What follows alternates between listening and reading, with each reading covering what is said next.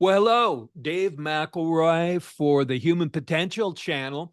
Got a great guest coming on the show. As you know, the goal of this channel is to give you, the audience, an opportunity to get a perspective, a way of thinking that you can use in your life to help you cope with life's challenges.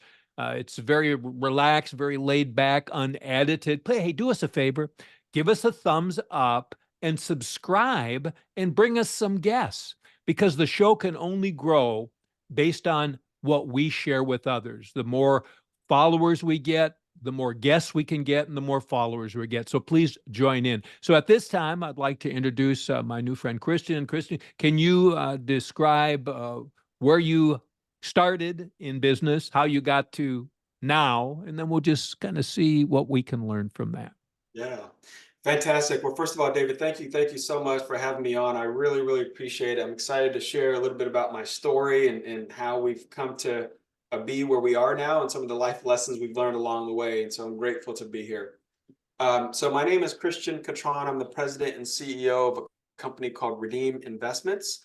Our company specializes in two lines of business. One is commercial real estate acquisitions, and then the other is renewable energy projects. With regards to commercial real estate, we got our start. So, asking how we got our start, after almost 15 plus years in the corporate world, working in healthcare, my wife and I transitioned to and started doing residential real estate investing, doing fix and flips and wholesaling and some of those things, and then quickly turned our eyes to commercial real estate. And so we actually bought our first apartment building, a Class C value add property in near Houston in February of 2019. And since that time, we bought a couple of other apartments. We've gone full cycle on those. We recently, within the past year, have shifted our focus in light of some of the demographic trends and in light of this little thing called COVID that happened Yeah. to other asset classes within commercial real estate, namely commercial office buildings. Not for the purpose of running them as traditional office, because that's been highly decimated, as you may know, David, but because we're able to buy those types of properties that are vacant or underutilized for pennies on the dollar, and then convert them to a higher and better use, such as medical office or hospitality, even multifamily. And so that's that. We actually launched a fund with that investment thesis within the last couple of months, and it's off to a really great start. On the other side of the house, we have our renewable energy projects. And in that, there's sort of three legs of this stool. The first is we have an investment fund wherein we take in capital from investors and then we issue short-term bridge debt financing to solar and wind developers in order for them to get through the pre-development and development stages of their projects, some of which are sizable in nature. And so we have that program. And then secondly, we also acquire land for the purpose of build out of such types of projects. And so we become the land owner and then can lease that to the developers or co-own it alongside them. And then finally, we sell a product that is eco-friendly. That's a concrete and pavement replacement product. Asphalt. It's an asphalt replacement. Asphalt is highly toxic and concrete is not the best for the environment. And so we're trying in our own way to try to help the planet, even as we take care of people and as we produce profits on their behalf. So that's effectively what we do. So there's an overwhelming world of possibilities in each of the categories you described. So I'm going to imagine that rather than trying to educate our audience on how you do what you do in each of those spaces, each of which would be a course in itself, let's see if we can find a pattern that you and your associates use in order to make your selection of which in each area you might pick as a possibility, and then how you run that through the funnel from all possibilities you might pick down to the one you do pick. Perfect. That's a great approach. Yeah, that's a great approach. So if you're asking how we go about selecting on the commercial real estate side, really what we aim to do is try not to be the tail wagging the dog. What do I mean by that? oftentimes a lot of our projects are either official public-private partnerships with local municipalities, or they're in simply secondary markets where we've done an assessment of what that community needs. And so instead of us building a high-rise luxury hotel out in some tertiary market of Texas, which wouldn't be a great concept there, we engage with the local community and or city officials to determine what is it that you need, right? And that often dictates what we then do. As a case in point, we have one project now, which is a 10-story office building in a town north of where I am here in Austin, about an hour north, where we're converting that 10-story office building to a Courtyard Marriott hotel. We have the franchise agreement with the brand. We have support from the city, real support in the form of an economic development agreement, whereby they're granting us $4 million to go towards our construction costs. They're providing 10 years of property tax abatement. And there's also been a question of whether we would like for them to build a conference or a convention center adjacent to our hotel, which we gladly said, yes, absolutely, because that would be helpful. And so that's one example. In another example, in a secondary market here, again, very close to where I am, the city purchased a land site wherein they want to have more retail, restaurant, and entertainment. The reason for that is because, again, as a result of COVID, following these demographic trends, their city experienced a 40% population boom. However, many of these residents, if not all of them, still have to commute to neighboring cities that have dining options and even shopping and grocery shopping and entertainment, because those amenities are not readily available in their town. And so they bought this piece of land and they've asked us to come and see if we might build upon it for the benefit of their community. So that's just a second example of how it is that we're choosing what type of projects that we do. So it sounds like, if we simplified this, you're looking for an underutilized or distressed asset. In this case, we'll talk about office. We all know by watching the news that there's a lot of overbuilding in office. There's a lot of refinancings coming up that's going to choke more of it. So there's big problems there. And out of that, you prefer secondary market, shall we say? So rather than in the heart of Austin, which we could go and do another show about the problems that Austin has had from its boom and its bust, and right, we go into all of that. So have you picked these, we'll call them secondary markets, because there is less competition there, or because you have connections with the political groups that are there? Or how did you pick a particular market that's adjacent to Austin? Yeah. So we do prefer secondary markets.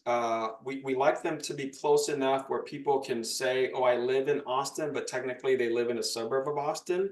Yeah. And so they still have that affinity and that magnetism to the metro area. However, Austin itself, for me to go down to the city of Austin and request a $4 million grant, they're not likely to do that simply because they don't have to. Right. Whereas secondary markets, there is less competition. They do often get overlooked, and they have more capacity, even from a legislative standpoint, to be able to engage in the types of partnerships that we are happy to engage in with them. So, as an example, a particular city here nearby may have the ability to grant us the type of funding that we need, whereas the city of Austin may be constrained in being able to do that, so as to not seem politically incentivized in any way, or for there to be any type of perception of impropriety. That isn't the case in secondary markets. However, they just have more flexibility to be able to engage in trying to spur on economic activity within the bounds of their city. So how do you lead generate? Every business I've ever been in, the heartbeat of the business, assuming you know what you're doing, we'll take that as a given, right? Yeah. Is how do you generate enough leads so that you can boil down to the ones that are worth working? Interestingly, lead generation and deal flow is not our problem at the moment. If in fact, if anything, we have too many leads, if that can be said, simply because of the type of asset that we're pursuing, and the partnerships that we've created. So we feel like relationships go a long way in this business. And so between relationships that we have with brokers that bring us deals, or partners that we engage with who have relationships with Wyndham and Hilton and Marriott. There was a period of time where I'm not lying to you, David, every single day our hospitality partner would send us a lead. And I'm like, we're still working on the one you sent us last week. And so there's just a constant stream of deal flow coming through that. One of my co-fund managers, he's a physician, Dr. Eric Atchison, is sort of a high-profile physician here in Austin who has a lot of connections, and so he has brought some leads to the table as well. In terms of, there's one that we are preparing to go under contract for, which is in Marble Falls, about 45 minutes northwest of Austin, and it's a surgical center, and that was a lead that he brought to us. We do also have a member of our team who focuses entirely on acquisitions. And so he's dedicated, he's a commercial real estate broker by day, and he moonlights with us currently. And so he's constantly identifying leads as well. But yeah, there's a lot of different lines in the water from a deal flow and lead acquisition standpoint. Our challenge right now is making sure that we have adequate capital in order to be able to close on those and affect their success and stabilize them and then exit. So you're describing, I just did a couple of videos on the power of networks. In Oh fact, yeah. just before we got online, I did one about the power of mastermind Mm, and why that's so important, how easy it is to think you know and are forced to think you know because you're overwhelmed with so much information that you make snap decisions about what you think you know, and sometimes you can be wrong. So you already have in place the power of strategic networks that bring you opportunities. And the choke I'm hearing now from most entrepreneurs is the one of capital. So mm. what are you doing to raise capital for your projects? The same thing that you're doing in your network of lead gen, or is there something different? So there's a couple of things, and we sort of bifurcate between retail investors and more institutional like money. Within the retail investor space, we have our own network of family, friends, business colleagues, folks that we've known for a while. The addition of Dr. Atchison to the team helps open up a new gateway to the network of physicians that he has relationships with. I myself, again, having spent nearly 2 decades in healthcare, have access to physicians that I've worked with in the past as well. And so high net worth individuals, whether they be physicians or attorneys and other professionals, have primarily been the way that we've raised capital. However, increasingly, we're starting to engage with the likes of family offices, RIAs, broker dealers, and other more sort of institutional like investors. So And if we so, were going to compare the institutional investor in the group that you described to the friends and family, even though high net worth, what's mhm, the comparison of those two groups? yeah. Yeah, it's interesting because friends and family. Obviously, there's a level of trust there that we want to ensure it remains in place and intact and perform well for them. Communication is of utmost importance, and so typically those folks are looking for higher returns and being part of something that is sort of cool and not, I don't want to say exclusive, but not readily available to a wide audience. And so, we do historically we've done regulation D 506B offerings for our investment funds. We do 506Cs, which then enable us to have a wider pool to engage with in terms of accredited investors. On the institutional side, while while we're not at the point where we have actually received funding from institutional players at this point, my understanding and my experience thus far has been, while they are concerned while they are concerned about receiving market returns, that they're just as concerned, if not more so, for capital preservation and making sure that they, as allocators of larger pools of money, have made good decisions about where those have gone, so that at the very least they can go back to their investors and say, hey, we didn't lose your money, which is a very big thing, obviously. And then also wanting to ensure that the operators and their track record and their experience are ones that they could write off on and sort of green light and feel good about. And so there's a bit of underwriting, of course, that goes into both categories of investors, but obviously even a deeper level, I would say, with institutional investors. So when you're looking at these projects, do you also look at them with an exit strategy, or are you looking at them as long-term holds? Obviously, an exit could happen at some time in the future with enough gain. Is it something that you're doing to generate cash flows as an investment, like you would invest in a bond, or is it a fix it, get it up, lease it up, get the returns where the value where it needs to be, and then sell it? Yeah. So I'll answer the question in two parts. With regards to our renewable energy fund, it's a pure cash flow play. And so our investors invest money. There's no expectation of capital appreciation. However, they get cash flow distributions on a monthly basis until they get repaid their loan. And so we've been doing that for nearly 30 months, maybe over 30 months now, without fail, without missing a distribution. And that's your bridge fund?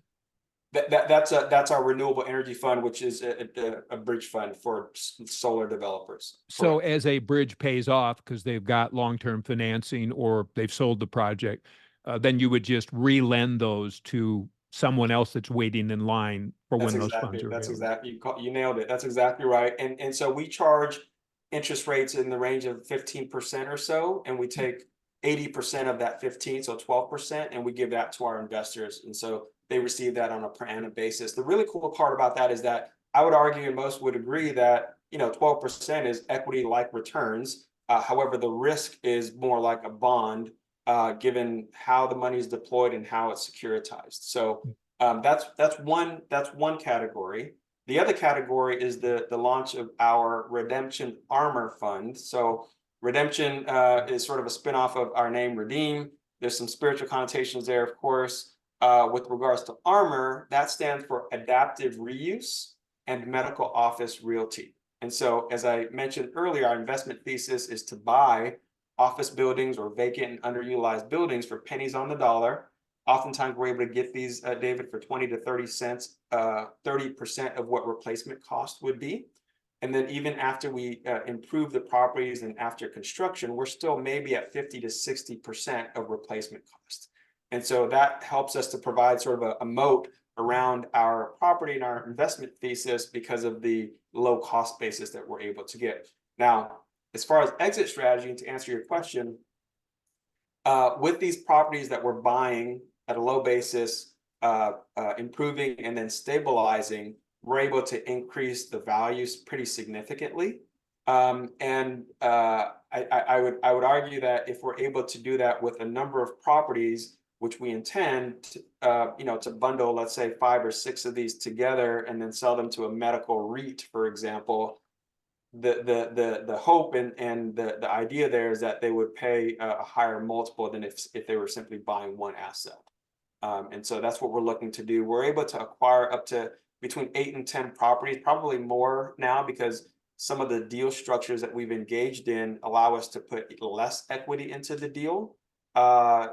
And so we're able to increase our portfolio to beyond 10. So let's assume 10 for a moment. And these are a range of medical office buildings and surgical centers, for example. We're pretty confident that a medical REIT would be willing to pay a better cap rate than if they were simply buying one property independently. Yeah, when you look at it, the institutional side, it costs them so much to do the diligence on a project. Unless it's of a certain size, they can't cost justify spending the time to decide if it's a good one or not. Right. That's exactly right. So that's our thesis, and that's what we've learned, and that's what we've experienced with at least vicariously through others that are doing what we're doing. So let's look at the debt side. So now you've described your limited partner, your equity side. Uh, where do you go for your debt? Is that private debt? Is it conventional banking debt? Is it insurance companies? What does that look like? So we've mostly engaged with mortgage brokers that have relationships with various lenders, whether they be banks or insurance, life cos, or even CMBS. We want to obviously source the best debt for the specific deal. I think ideally, what we're looking to do, sort of kind of leveling up a little bit, is we are in pursuit of lines of credit that are being made available to companies like ours that are specializing in paying close attention to the environment, making sure that decisions that we're making have a positive social impact, and then governing our business in a way that holds business ethics in high regard. And so, because of the way that we operate and what we focus on, we have access to these types of lines of credit that give us really favorable rates, and are sizable in nature. And so we're actively pursuing those types of debt instruments so that we can use those to readily acquire properties. And then after the fact, if we can recapitalize and bring equity on to delever the deals, then that's what we would aim to do. But I think debt is obviously a very important component of the capital stack, and getting access to cheaper debt and friendlier debt is also of importance to us. And ease of execution. All of those Yes. Oh my components. Ease of goodness. execution is huge. As long as as long as you're not paying, let's say, too profound a premium for ease of execution, there's a Yeah. huge value in ease of execution for all the reasons. Taking the deal down, pleasing the participants, just ease of execution is huge. No doubt I about owned a mortgage brokerage that I turned into a mortgage bank it. for about Okay. 10 years. And when we went to being able to have lines of credit to fund our own loans and then Mm, deliver them afterwards, it totally mm. transformed our ability to deliver service to our customers. Fantastic. I love hearing that. It gives me great hope.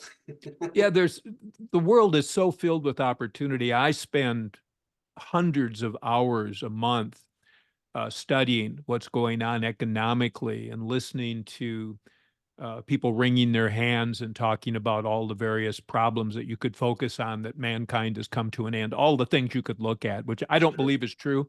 I don't believe it's true at all. I think we have incredible opportunities. I think we have more opportunities now in greater abundance than we've had in the history of mankind. I But you believe it. might find that that's not an attitude that gets a lot of clicks, right? No, it doesn't. It's not It an doesn't. attitude that gets clicks, which is why I did this show. See, I want to Yeah. talk about while people are talking about, oh, office is taking us all to down over the Niagara Falls to death. You're saying, well, wait a minute. We're going through a period of adjustment. So where's the opportunity? Here's where we found we like to compete. We Yeah. bring positive redevelopment to these secondary areas. The people are happy to have us there. They treat us well. They have the ability to make decisions. They don't get into gridlock, right? Right. That's And right. now you're going down the institutional path, which is slower, but it's Mm, part of the future growth of where you yeah. want to go. That's So if exactly. you look at the next several years in development of your business and your life, Mhm. what are your goals? Yeah. Well, so I would say that if we close, looking specifically at the Redemption Armor Fund, if we close only the deals that are that we have either under contract or under LOI right now, we would have had a banner year, right? And we would have been able to fully fund. I mean, it's a small $20 million fund, so it's not sizable. However, it's more for proving out our investment thesis so that we can then launch Fund 2, and that one will be much larger, probably $100 million fund. And really, the continuation of that very same investment thesis, David, is what we're aiming to do. We feel like there's a significant and long runway for these types of property acquisitions, and you really only need to look at, CMBS loans within office that are maturing within the next 12 to 18 months, and it's going to be a very interesting time, and I feel like we're going to be well positioned in order to even come alongside lending institutions to say, hey, you know what? We bought X number of these types of properties within the last year or two. We're happy to take on this next bundle of 5 properties, given that you're willing to fund the debt component there, and we bring the equity in order to make the deal work.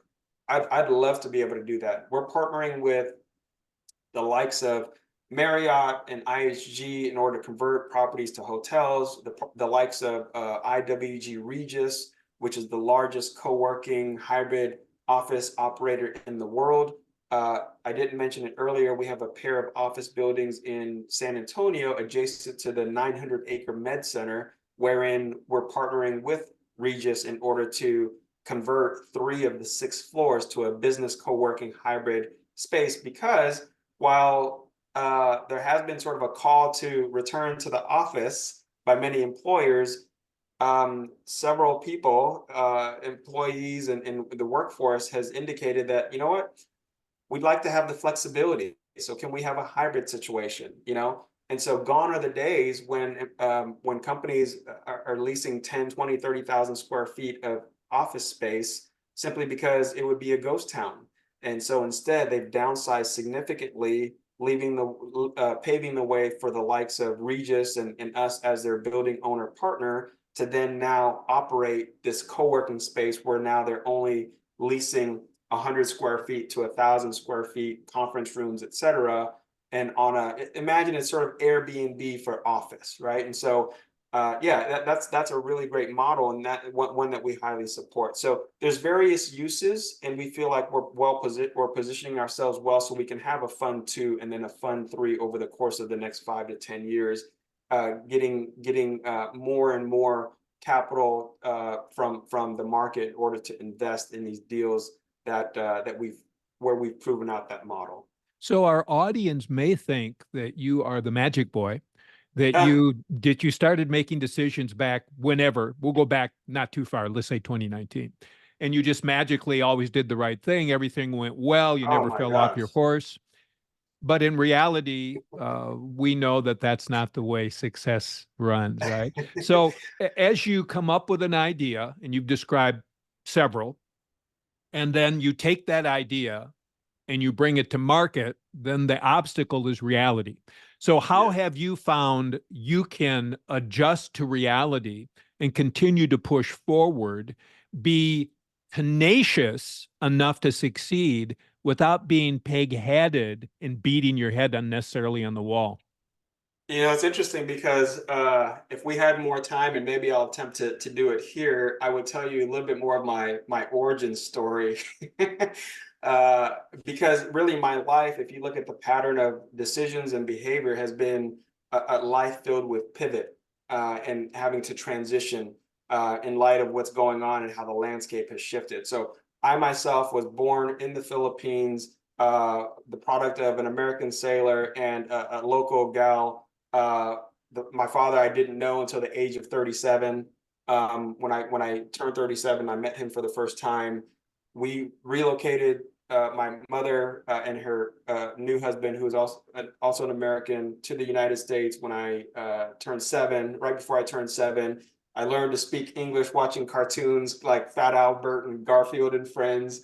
And eventually, over the course of time, did well enough in high school and athletics to receive a full scholarship to go to United States Military Academy at West Point. My military career was short-lived, however, because of injuries I sustained. A knee injury ultimately ended up causing me to become medically discharged, and that's what prompted me to pursue a career in healthcare, which lasted almost 2 decades. After which I realized somewhere along the way, towards the end of that time, that while I could help people with their health, albeit indirectly through the selling of pharmaceuticals or medical devices and things like that to physicians who ultimately make the decision, I felt like helping them with their overall financial picture and their wealth care. So I transitioned from healthcare to wealth care using Yeah. commercial real estate as the vehicle in order to do that. And so my life has been just one pivot after another. So when you look at the business decisions that we've made, it's the very same thing. Our very first apartment acquisition was a Class C value add in Houston. The second one was very similar, also in Houston. And because of COVID, one of those was decimated and it got taken back by the bank, which is not something that I say sort of flippantly, because it was a very emotional, depressing time of my life, knowing that I was effectively a fiduciary on behalf of my investors, and that capital being depleted was devastating to me personally. And fortunately, you know, because of the high level of communication, as well as my commitment actually to make them whole, which we've already started to do, which is, as you know, David, is not sort of customary or normal in the No. market. You know, that's a commitment that I've made, and we've started to make good on that. We've been able to sort of overcome that, and also understanding, you know what, the landscape is changing, demographics are changing. This COVID thing that occurred has some implications. Where are the opportunities? And so, like Warren Buffett said, be fearful when others are greedy, and be greedy when others are fearful. A lot of people are fearful about office right now, and as they should be if they were going to run it as a traditional office. That's not our model. We simply want the real estate that's well located, that that has good bones, and there's a market demand and can be supported by the local municipality. So it So sounds like your general mode is where's the opportunity? Obviously, when something shocking happens, it doesn't feel good. It makes you feel very uncomfortable. You know, maybe that's you right. cry, maybe you get sick, maybe you whatever, right? Whatever your behavior is to deal with that. But then the next question has to be, okay, this is the way it is. I don't have to Right. like it. Where's the opportunity? So, Right. what method do you use to take yourself from being shocked, having to face a new reality, so that you can pick up, dust off, and move forward? What process do you use to do that? Well, so in the military, we had something called an AAR, which is an after action review, right? And so you look back and you sort of do forensics on a postmortem on what happened and what lessons can you learn from that. At the end of each of our quarterly business reviews now with our team, we do exactly that. Is, hey, what are the lessons learned from last quarter, and let's apply them moving forward.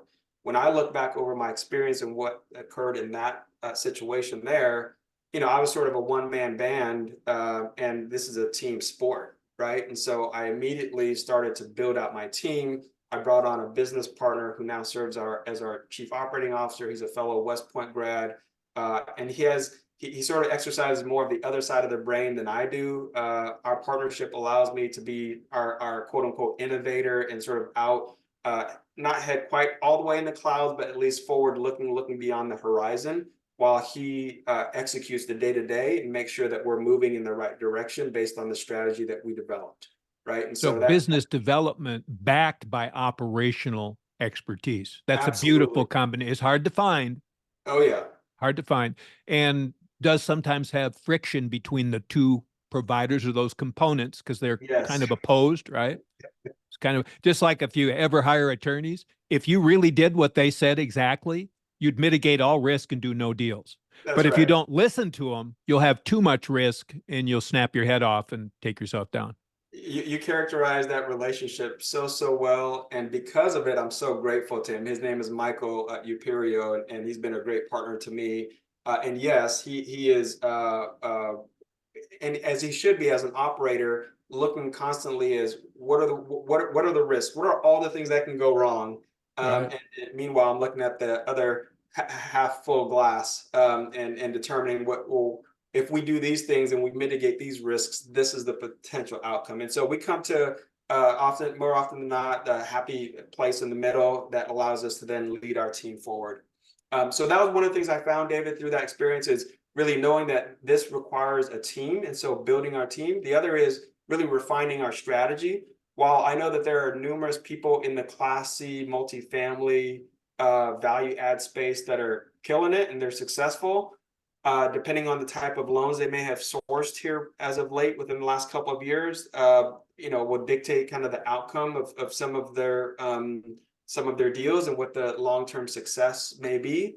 I think multifamily is still a good viable product, but like everything else, it comes down to the debt terms and the execution of the plan. And so, as a result, I guess my point in saying that is we refined our strategy to pursue other asset classes where we saw opportunity, and that's where the Redemption Armor Fund has come to Yeah, play. let's say the multifamily value add space has gotten squeezed, lots of players, cost of debt has gone up, Oh yeah. but the office is really a fresh opportunity. So picking which of those troubled assets are convertible and which constabularies will work with you, which to make it viable. I like that model. I think you've got, so as others follow you into that space, Hmm. what do you see as your competitive advantage to continue to be a leader and not get complacent in your success? Yeah, so I think the first thing comes down to how we conduct our business, not just the strategy, but how we do it. And so if you recall when I mentioned earlier about the type of company that we are, what our values are, and so you know, myself, my business partner, my co-fund manager, we're all Army veterans, and we like to say, and it's true that we and friends and fellow soldiers bled and died for words like duty, honor, country. And so words matter a great deal. And so when we went to select our values, our core values, servant leadership, integrity, relationship focused, those are not just words that are sort of a punchline or anything. Those are words that we live by on a day-to-day basis. And so that's the first thing, is how we conduct our business. The second thing is our focus on, and I didn't say the acronym earlier, but ESG.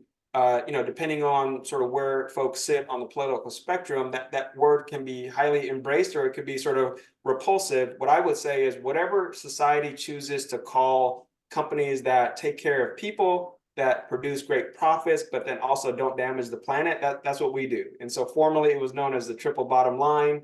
You do good and do well. All of those things sort of are encapsulated currently within this ESG mantra. And so that focus and that dedication to that is then what helps us to be able to source lines of credit at 4 and 5% interest, while the market rates are 8 to 10% or more, right? And that has significant advantages over our competition. So that's why I bring it up when you ask that question. I think the other piece is really focusing on relationships. We don't need to go and conquer the world and try to do deals in different states. There's so much opportunity within the Texas Triangle right now, and we're happy engaging with local municipalities and understanding what their needs are. And then also understanding and communicating, hey, this is the type and level of financial support that we need in order to produce what it is that you want. And by the way, we found this building over here that suits your needs, and this is what we can do with it, right? And so the Would it be your combination of those goal to do more deals or to do larger deals? I think that's a really good question, David. I think we would like to do more deals. I think like anything else, the fear sets in of, well, what if the dog catches the bus? Because obviously where I envision us and what we could be is not exactly where we are yet. However, there's a 230,000 square foot office building right off of or right on the Riverwalk in San Antonio that we have the ability to pursue. That's an $80 million construction project, right? That's sort of out of reach right now, even though there's about $30 million of tax credits, historical tax credits that are available. And so while my heart tells me pursue those larger deals, it also seems as though, man, we really need to rack up some singles and doubles here in order to demonstrate and prove out our investment thesis, such that we can get the capital backing in order to then pursue the larger deals. So we're trying to be strategic and stepwise in our approach. But my desire is to want to do larger deals for sure. Sure, which is common. So then the question is, when you're doing larger deals, is not to end up with all your eggs in that basket. Heaven forbid something went wrong, but Yeah, something going wrong in a deal that's maybe at the tips of what you should be doing on can damage the entire organization. And I hear you're absolutely. balancing that.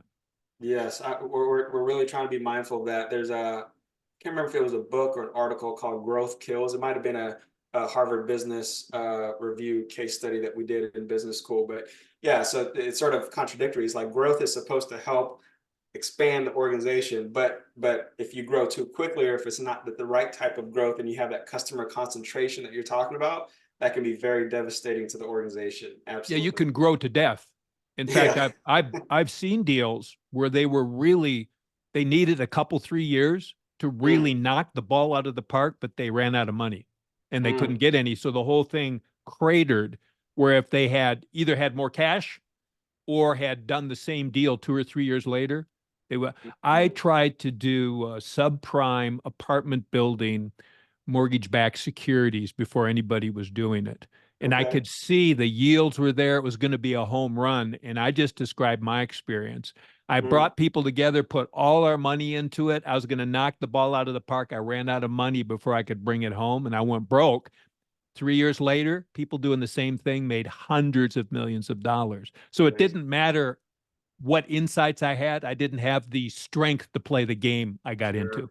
Yeah. Yeah. No, man, I'm glad this is being recorded, because this is great bits of wisdom. Well, the point of these is that no one person has all the answers. Here's what I hear in what you said. You appreciate the power of relationships. You understand the politics. ESG is a political movement. So if you're on the right side of politics, let's say you and I were excited about atomic energy. Well, we could beat our heads into the ground. And because there is such a curse on that, without us going into whether or not it's good or bad, it's just not politically prudent to go down that direction. Or if we went to the multifamily value add, crowded space, not that there aren't deals there, just a hard game to play right now and make the things work. But the space you've gone to is possible. So you talk about building relationships, having the right team, and being in a political environment that is supportive of what you want to do. Those are powerful things. So if you were going to leave our audience with one thing that they could do after hearing this, that's just as easy to not do, what would Mm. that one thing be that just bubbles to the surface in your mind that they could do right now that'll have a powerful impact on the rest of their life? My answer is going to be so lackluster. I'm almost embarrassed to say it, but I think it can be powerful if used in the right way. And that is to do nothing. And what I mean by that is not to literally do nothing, but to spend your time in silence and solitude, to allow time and space for vision to be formulated. Because if you lack vision, you there's no way for you to ever go anywhere, because you don't know where you're going. And so I think unless you take dedicated time to be away from the crowd, be away from the noise, have time in nature, meditate, pray, whatever it is that you do in order to allow your mind space to be uncluttered, that's really when some of the best ideas start to come around.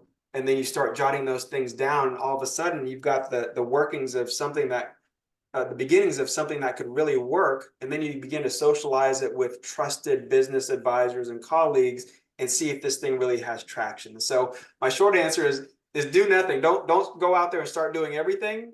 Pull back, create space, give yourself silence and solitude, which is sort of a kind of a spiritual practice that I've learned here as of late that has been very, very helpful. And then come back to the table and start jotting these ideas down that have come to mind during that period of time. That's what I would say, David. I wouldn't say that's lackluster. I'd say that's powerful. So really we have, depending upon what someone's spiritual belief might be, whether they have a particular religion, it all comes back to centering yourself, Oh yeah. calming down, uncluttering your mind, and allowing questions and answers to come to your mind. And then you said something powerful. So now you've got that bit of information, socialize it, the mastermind idea, right? Get it out to your group of trusted people, get Yeah. feedback from them, and an idea will start to transform into something that's executable, not only in the imaginary world, but in the real world. Man, Yeah. you are a powerful, I'll call yourself a young man. I'm 72 years old, so you're like a little guy compared to me, but I'm extremely impressed with what you've already done. I like your vibe and energy. I'm sure the audience will be grateful that they've had a chance to hear this. If someone in our audience wanted to reach out to you and talk to you about a project or get your feedback on something they're looking at, how would they do that? I think the easiest way would probably to go right to our website, which is redeeminvestments.com. I think on there, there's a way to set up time with me, even to have a call, or feel free to contact me directly at my email address, which is christian@redeeminvestments.com. Christian is spelled Christian. And yeah, I'm happy to speak with anybody who's interested in what we're doing. Happy to share. I mean, I'm so grateful to you, Dave. Thank you so much for the invitation, and really glad that we got to spend some time here. Well, you've got a powerful story, and we just touched on the edge of it. I'm sure our audience is going to want to have you come back as a guest. Please, anyone in the audience, do give us a thumbs up. Do send your friends, share this with other people. We have no economic value to what we did here. We come to you and share these thoughts and ideas in hopes that we can improve the quality of your life. And what we ask in return is you share this with others, give us feedback, and bring us guests so we can pay this forward. Thank you so very much on behalf of First Fusion Capital and Christian. We appreciate your time. And Christian, I'm sure I'll be seeing you many times. In fact, I can imagine I'll be in a hotel someplace in Dubai and I'll flip on the television. Oh, there you'll be talking. You're doing your first $1 billion project. But of Oh course, man, God willing, we'll see. Thank you, nice David. meeting you. Thank you so much for your time. Likewise.